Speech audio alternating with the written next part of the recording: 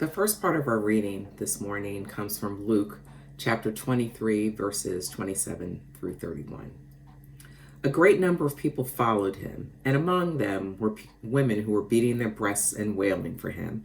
But Jesus turned to them and said, "Daughters of Jerusalem, do not weep for me, but weep for yourselves and for your children.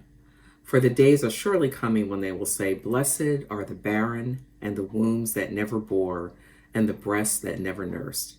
Then they will begin to say to the mountains, 'Fall on us,' and to the hills, 'Cover us.' For if they do this when the wood is green, what will happen when it is dry?"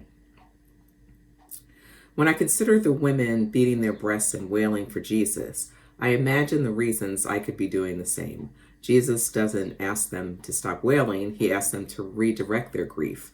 "Do not weep for me, but weep for yourselves and your children." I can imagine grief upon grief spilling out of these faithful women. Sometimes I grieve for what is close to me, things that I can see with my own eyes, tragedy that I can reach out and touch. But Jesus asked the women to do more than that. He asked them to look beyond the immediate and tangible sorrow to the greater struggle that is to come. If they do this when the wood is green, what will happen when it is dry?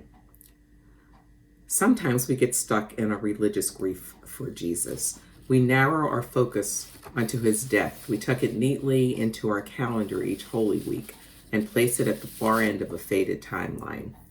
But Jesus' death has lasting, continual, real-world consequences in the here and now. His death is a state-sanctioned, attempted murder of love and hope. Jesus is telling the women that their grief will be a journey and they need to be prepared. We need to be prepared. This reading is from artist Lauren Wright Pittman. Lord, may I grieve, but may I also be prepared to move. Amen. This is the end of the reading.